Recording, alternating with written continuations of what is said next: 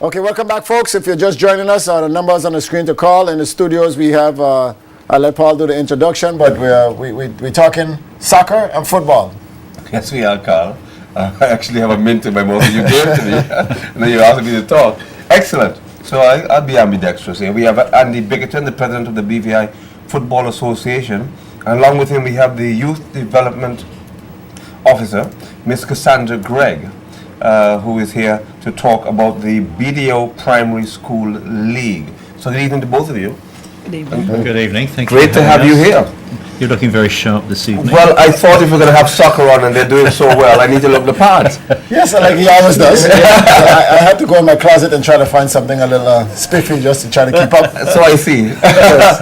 Well, and even before we go into the primary school league, I really have to ask you, what has been the secret to the success that you have been having in the last few years with football?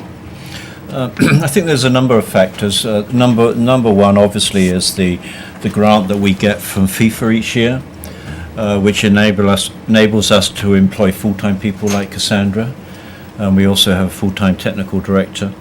The other significant aspect is the volunteer coaches. You know, we've been running a schools league probably since Kenrick Grant was there in the early 90s. But it's only, I think also in gaining significant sponsorship was a major factor. I think if there's opportunity for young people to play sports in the territory, it doesn't really matter whether it's soccer or whether it's basketball or volleyball, whatever it is. If the opportunity's there for them, they'll play. And I've been saying this publicly for a while now. Our challenge as an association is we have tremendous participation in primary school. We've got 720 registrants at primary school, but in secondary we've only got 200. So we're losing a third of the youngsters In the secondary from when they move from primary. But let me ask you, Andy, how many school participated in the primary level that you have right now? Because I know in your March past you had a big turnout of schools. How many schools you have, Cass? Every school. Some schools don't have a full team, so what we do, we merge them Schools together. the smaller schools? Yes. Okay. Yeah. So every school on the island is participating? Except for just Van Dyke at this time. So Anagada have a team. In this year in both primary, under 12, primary, and under 9. So just Van Dyke, come on, Van Dyke, come on, we got to get you in there. Good stuff. Yeah. So and then with the significant sponsorship, it's been able to jump, and I think as a result also of the participation. We have a lot of involvement now from parents. The young parents with the children in primary are coming out to support their children in all their games. We had a game today I saw which was Cedar against Pelican, and there are probably 50, 60 parents almost on the line watching the game. Yeah. So there's a lot of enthusiasm, and so the game was very close because the kids were enthused by the support they were getting. And of course, Andy, both you and I were in the Cayman Islands, where this was a lot of the talk and the focus of the emphasis being on the development of Caribbean soccer, and then the hope that a Caribbean nation would go on to win the World Cup. Mm-hmm. Yeah, I mean, something's hit the news in the last couple of weeks, and that's that they found a sponsor to sponsor a Caribbean professional soccer league for teams. With a team, I think they're talking about 20 teams Caribbean-wide. Obviously, I think Trinidad and Jamaica will have more than one team. Sure. But they're talking about prize money of $3 million. Wow. So suddenly, there's something interest. worth working for. Yeah. Yeah, that's something like cricket, right? Yeah, I was going to say the same thing, that we've got the Caribbean Cricket League, but they're offering that kind of money in the cricket league, and here's soccer that's coming after cricket, which we would have thought the soccer might have been able to do it before, but they're coming after us. But they're making a statement. And offering some pretty serious money. That is going to be great for soccer in the Caribbean. Right. I mean, there is a lot of interest because the MLS had an invitational meeting in Antigua where nations in the Caribbean were asked to send players. So we sent Troy Troy Caesar Caesar. went down, a 20-year-old who's played on our national team for a couple of years. And there were players from all around the Caribbean, and 2 have been asked to continue on now to the next training camp, which will be up in the US. So not only is the MLS looking for stars in the Caribbean, but also the European teams are too. There's a good number of Jamaicans now playing both in the MLS and in pro leagues in Europe, and Trinidadians. Wow, that is pretty powerful. So in saying all of that, let's focus on the BDO Primary School League, and what I know, I'll put you on the spot here, Andy, but what motivates BDO to sponsor the Primary School League?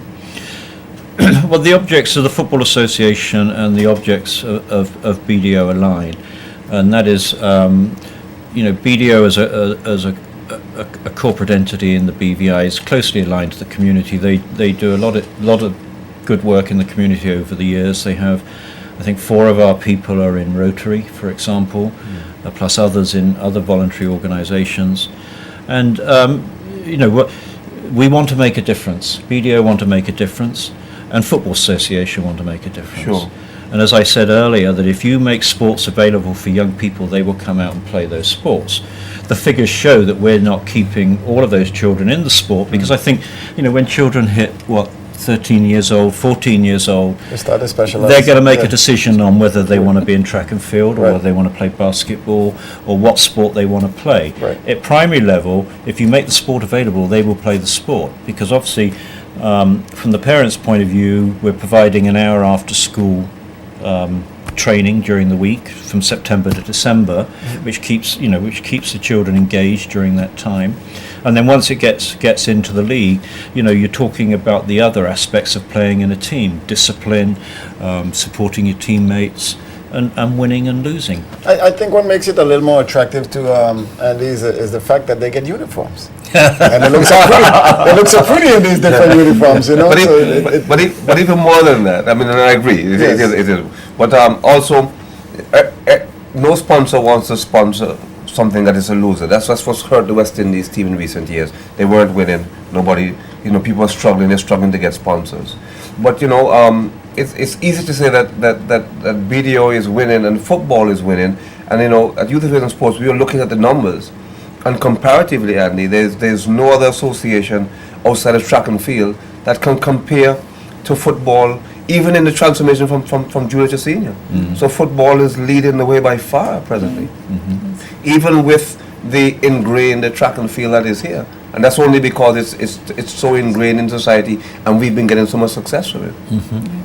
So comparatively, we got to take our hats off to football, and what you guys are certainly doing something. But like I always tell Andy, I say, Andy, everybody needs to take a page out of his book, and I want 2 pages. Instruction, and let us know how to go forward getting this thing done. Because I do admire the way you guys handle your business, and with Cass here out in the field, I know I can see her every day, busting from here, busting from there. I know what's it like for you, Cass?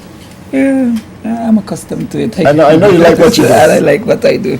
Yeah. So, but how difficult it is trying to teach these kids? How do you guys go about it? It's just kicking around, having fun. What yes. Once I have some part-time coaches that works for us, and with their help, it's make my job a little easier.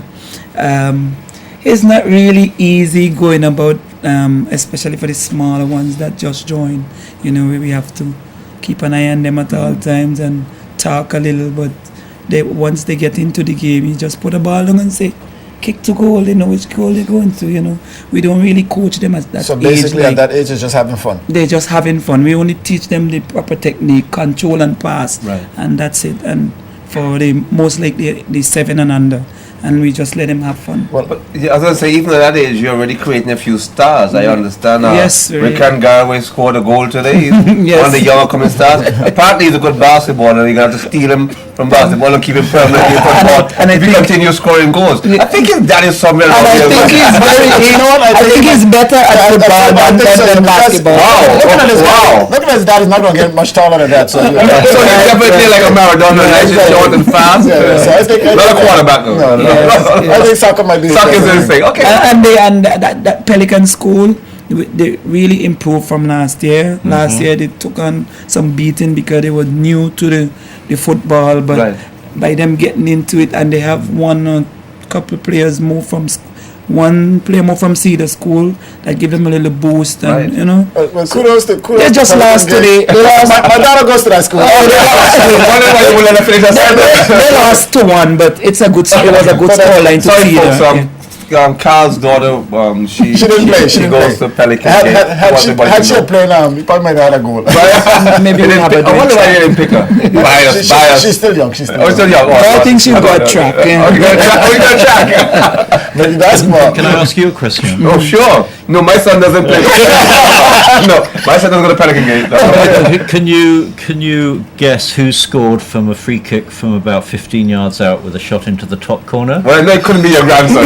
It couldn't have been your grandson. No way. Yes, it is. So what's his name? Come on, get him famous. Azani Calwood. Azani, that's a good job, Azani. yes. In the corner as well. Yeah. So who did he beat?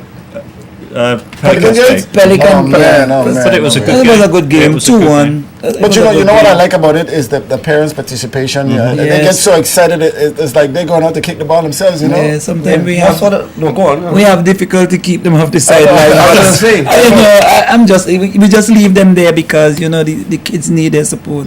What kind of numbers have we seen from parents at attendance at games? Well, in Bargers Bay, I'm telling the honest truth. I show you Monday we had almost 100 people up there on Monday, and Tuesday we had quite a good amount of turnout from parents, and today again we had probably about 50. So are the games in the different areas or the stage in one area? Well, we are at Bargers Bay for now, and for the under 9s and the under 12. The under 7 they're at Altius Scatliff. Scatliff, yeah. And we are going to Virgin Garden Saturday. But I saw taking some kids out 16 on over. the AO Shirley. What age group is that? We're not on the air, surely. Maybe they go over To the after, practice. right. But Paul, as you can see, you have more parents turn out to a soccer game than a PTA. So Yes. it seems like we have to take the PTA. Yeah. And I don't want to say this on air, but I'm gonna, maybe I should just say it quickly. My son has been killing me for a soccer uniform. He wants to play soccer. How old is your son, Paul? Well, what happened? No, he's 6, but the problem is that he just made 6. Okay. The challenge is that he was late in registering and he can't get on a team. Oh yeah, it is like that. It is. I told him that he's my son and come on. They said no, he can't get on a team. That wouldn't work in this It instance. did. Said they're full. 700 kids. What do you expect, Come Paul? on, jeez, Yep. breathe. Yeah. That's the whole island. Yeah. So next year I gotta register him early. So Pretty folks, you want to much. get your kid on a And team? it's co-ed, yeah? It's Correct. yes. Yes, co-ed. Yeah. Yes. Register early. And what is the youngest age we go at? We take them from 5, 4 and a really? half, Okay. 5. Yeah. Wow. Yes.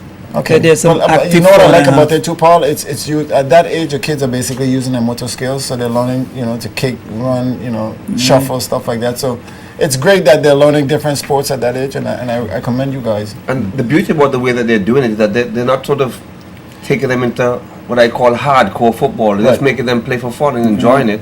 And who gets the ball in the back of the net wins. And the kids who are putting it in the V, hey, what can I say? Maybe I could just mention Sure. too that we've entered an under 13 team for an invitational tournament in St Martin at Easter. So under 13 obviously will be 12 and below. So the technical director Keith Griffith is responsible for getting that squad together. So by the end of this month, by the end of February, he's going to have picked a squad, probably 20 to 25 youngsters. From the games that he's been watching, because he's watching all of the under 12s, or as many as he When you can. said 13 and below, No, under 13. Under Under 13. 13. Okay. Okay. That's That has to be a hard co-ed? task Is that to deal co-ed? with. Yeah. I think so. It's co-ed as well. Yeah. Yeah. That must be a hard task for him to deal with. So he's the sole given the selector. number. fair enough. I'm just saying. No, we're breaking them down. We're not Oh, taking okay, all okay. 25. We're just taking 25 and then we break them down. Okay. Okay. Well, Because we can only take 12 Yeah. youngsters Yeah. there because the games will be 9 aside. Right. Right. But so obviously what we're looking to do is to get a broad range of youngsters across all the schools if we possibly can, Okay. so that they all get an opportunity. And you know, Keith Griffith's a very experienced coach. He's an A licensed coach, which means, you know, he worked with professional teams in England Sure. to get his qualification. He coached the Barbados national team, and we really want to try and get the most out of him as long as he's with us. Right. And you know, for us, we didn't know a little bit about coaching and so on and so forth. He's been right to the top. Which is why I was thinking at that level with that age group, you really don't need to have 3 selectors. I think his knowledge and from what he's been is more than sufficient. Right. No, also, Andy, sorry not to cut you, Paul, but No. I know you brought in a young lady to do some coaching with the females. I know you guys had some games with the females. How's the female league or teams going? Well, there is a secondary school league for females 14 and above. How many teams do we have in that? Girls, three. Right. And So you're asking for some more girls to come out. That's what Yes. you're absolutely, saying. Yes. yeah. And the ladies' national league starts in March, and again, I think there's either 3 or 4 teams, but we've entered in a ladies under 15 team in the CFU tournament in Cayman Islands in August. Oh. So we've been in contact with that same lady, Katie Rowson, who came out to help us last year, for her to come out and spend longer with us if possible. So that tournament's in August. We're looking for her to come if possible from June. So again, the technical director is looking for the talent, and he'll work with them until she becomes available, because from the FA's point of view, we think it's very important for us to have a female coach. Very much so. If you remember that tournament that you referred to, all the other coaches were male. Right. Yes. But we at BVIFA think that it's very important that we have a female coach, because obviously from the girls' point of view, it's somebody that they can look up to and can be mentored by. And, you know, it's a demonstration that it's a ladies' game. I think what you may want to do too is probably how we say, Paul, solicit more female into the sports, because we have a lack of female into all the different sports. For example, I'm trying to do the 40 plus league now, and there are a lot of women who played before, but feel that, you know, they're too old to play now. So, you know, it's kind of hard trying to let them to come back. Oh, my bones are going to be hurt. Yeah, you're going to ache for a bit, but I mean, getting girls involved in sports is a way of you know, having them do something besides just sitting and watching TV or just eating food and getting big. We have a big problem with obesity on the island. So, I mean, getting actively involved, I mean, it doesn't have to be basketball, it doesn't have to be track and field. You have soccer, which is, you know, run up and down, easy sport for women. You know, that helps to shed a lot of weight. At the last summit that we were at, one of the things they spoke about openly is the women getting pregnant because they weren't doing Enough enough sports. activities, right. So that's another important factor, that, you know, when they're more active, they become less active, if you want to put it. Right. You know. Right. Well, on that note, guys, we have to take a break. Paul, take us in again. Sure, we'll take a pause for a cause. When we come back, more about football from Andy Bickerton and Cassandra Gregg, the Youth Development Officer. And after that, we're going to close the program with the old boys, the over 40s. They're coming here and they're here for bragging rights. So stick and stay. More football right after the break.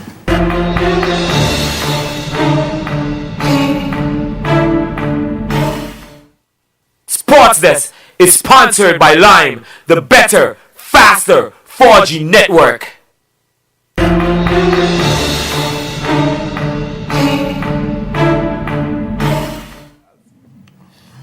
Going back, guys.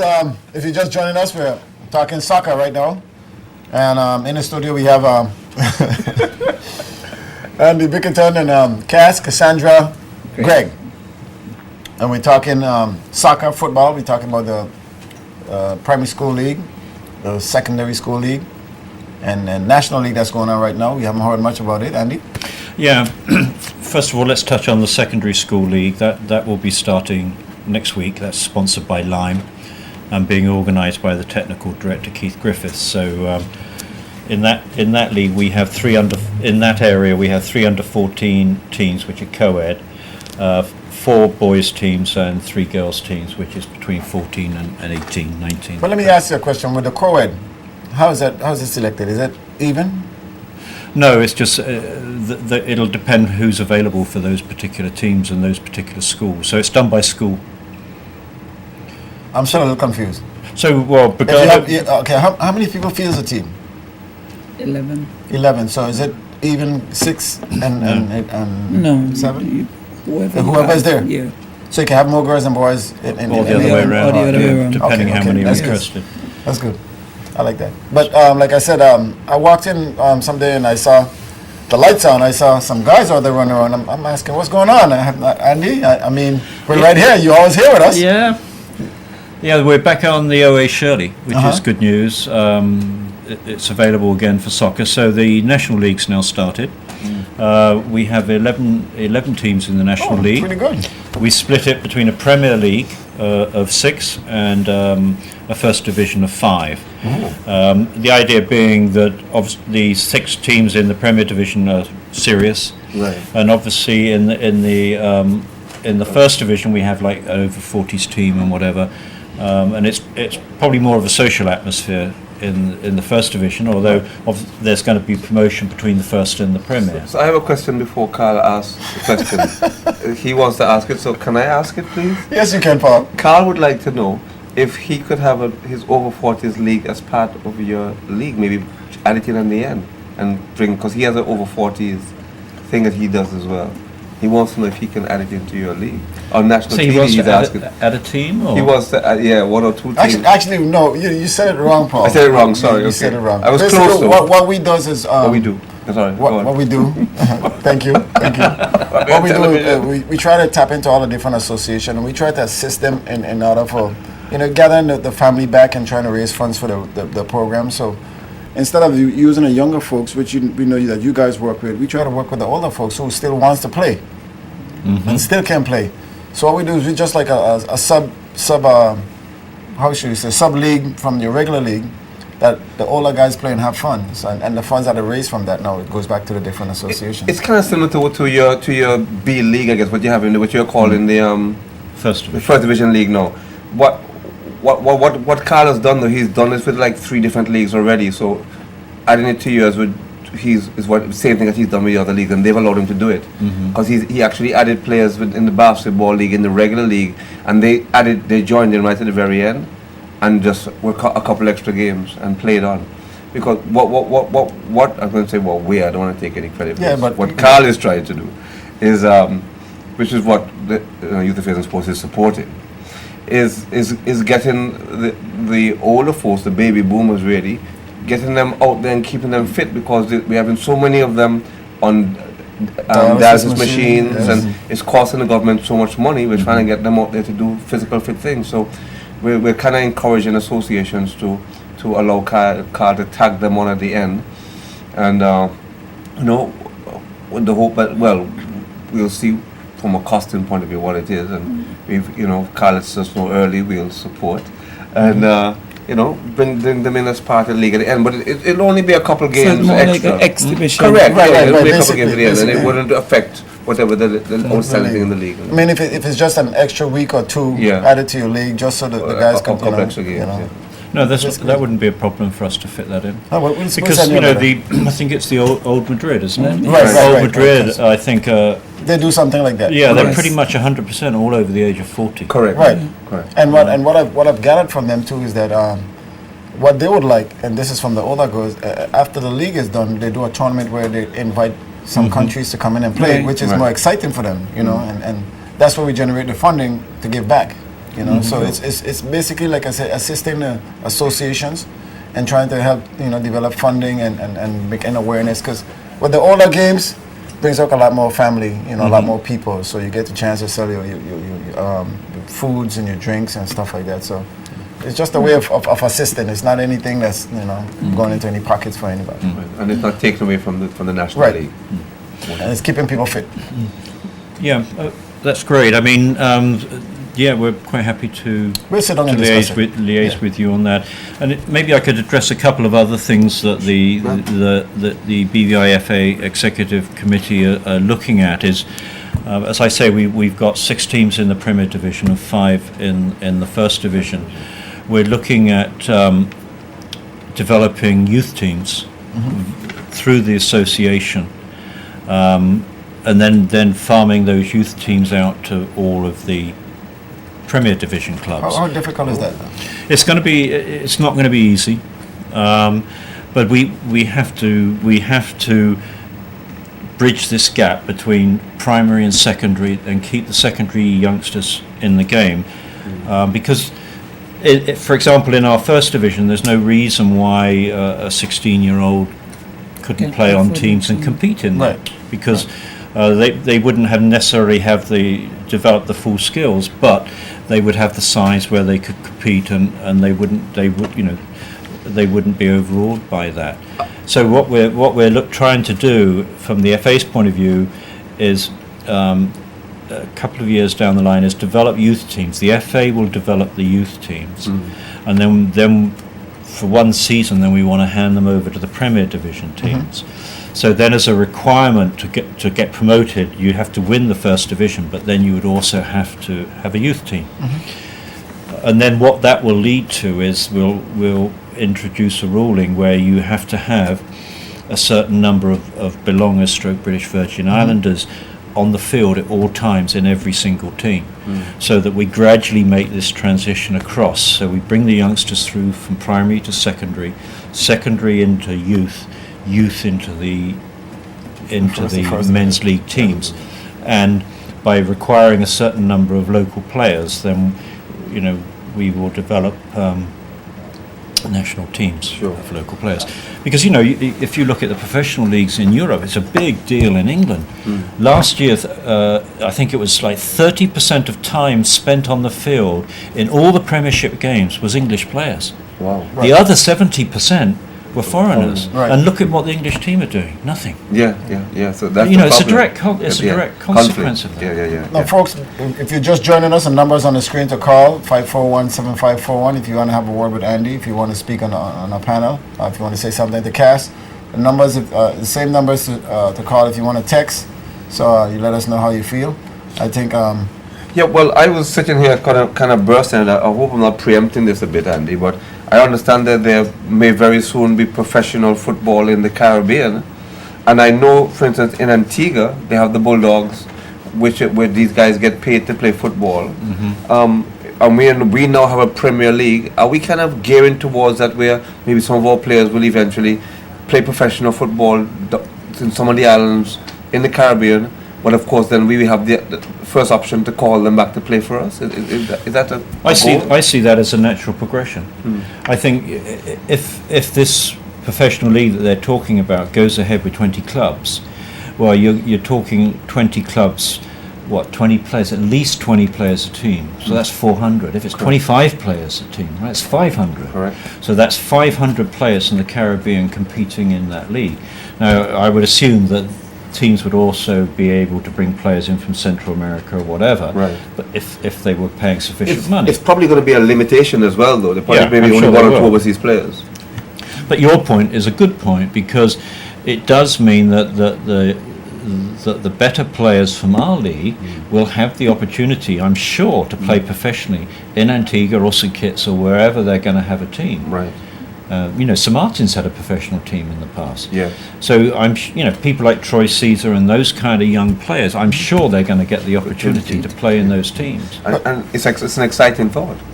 He said something to Paul that kind of grasped me, and I think if you manage to get that done, I think you may have to preach that across the board for the other sports, because we always have that gap from the primary school to the secondary school, and from the secondary school you have that gap. Because it's like nothing for them to do. So if you manage to get that done, what you're saying, I think, again, we may have to pull a page out of your book in order for the different association to understand how that process is being done. Because we have it in all the sports, across all the sports. You have it in a primary school, you have it in a high school. After high school, everybody's gone. There's only one or two people who basically stays around the sport that keeps it alive. I think part of the challenge, and this is where football is bridging the gap, in that I've noted that for us here at the territory, sports is less structured in the secondary school. Mr. Potter's going to kill me for saying this. But and I don't think it's his But fault. but I don't you- think but it's you his know fault. what, Paul? When we were going to school, it was so much structured. We only had 2 PE teachers. So why is it less structured now with about 6 or 7 PE teachers? I don't know if it's their fault. I don't know if it's the system. I mean, you know, Or is we're it talk- the Y generation that you're talking about now that's not No, taking? no. I just think that because of the pressures of academics and what have you, and the way our educational system is structured, the kids are not getting enough time to play sports. And what is one of the things that we're talking about now, you know, from the ministry and from a governmental standpoint, is that they have to start giving the children more time to play sports at school and more time to do physical exercise. It just has to happen. But then I don't sort of mean the kids are going to be going to school a lot later then. No, no, on the contrary. And this is the point that I made, that for instance in Antigua, here's what happens. School starts at 8 and finishes at 1:30. A period that is normally an hour and a half long, you cut that period down to half the time. You still get the same amount of work done. Really? Absolutely. And you give more homework. You know, you still get the work done. Oh, so you get a lot more work at home. to do. Here's what I've learned, Carl, and what we need to, and some of the other islands have picked it up, Barbados, Antigua, that when a child spends a certain amount of time on a classroom, after 30 minutes sitting on your butt, Yeah. they shut down. They shut down. So Right. they aren't No. learning anything anyway after that time. So we're just hammering them. The periods are too long. The school day is going on for too long, and the end result is that what's being lost is the physical activity. The end result is that children are now not getting fit enough. They're having kids who are very academically strong, physically weak. Now you're having you're having your seniors, your adults who are now going out in the workforce and are getting ill at a young age because they're not physically fit. Right. It's affecting the whole society. Now hold on to that thought, Paul. I think we have to take a break, and I don't know if we're gonna keep our other folks here. Well, we're almost out of time. We are, so we're gonna have to, Andy, we have to give you final thoughts. We kind of took your time, Andy.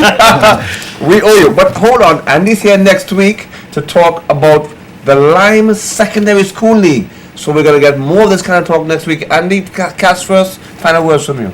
I say thanks to the parents for letting the kids play in our league, and I'm asking them to come out and support them and make their day a little easier, because sometimes they just want to hear the parents' voice. Excellent. Andy? Yeah, I echo Cass. You know, parents, get involved, come out and support your children. I know a lot of you do already. Don't worry about the winning and losing. That's not the important part of it. The important part is coming out to support your child so the child knows you're there for them. It's important to them. And yes, the primary school league will run to the end of May. 2 divisions in under 7, 2 divisions under 9, 2 divisions under 12. So when we do the final day, there'll be a playoff. Yep. The winners of the 2 divisions will be playing off for the cup actually there. And let's see how many people we get out for That's that. right. Well, last year, memory serves me right, the big stand, the main stand was jam-packed. There were no seats left. So you're gonna have standing room only this time? This football thing is becoming fanatical. I know. You know, this reminds me of when we had Little League Baseball 10 years ago. Oh, yeah, and all the yeah. parents used to go up there They're excited. for I their can kids. remember that. Yeah, I can remember that. But Yeah, because you why played is- in your car. Why isn't there Little League baseball now? Yeah, when you come back next week, I don't think he was involved in that back then too, right? I don't know about it. Yeah, I think his kids played. We talk about that next week. That was his grandkids are playing. You see, scoring in B. You know. All right, Okay. guys, we're going to take a short break. When we come back, we're going to wrap up. Paul and I will wrap up. So And hopefully we hope a couple of guys are here from the 40 plus yes, basketball 40 plus, yeah. here for bragging rights. okay. So on that note, Stick and stay right back afterwards from our sponsors.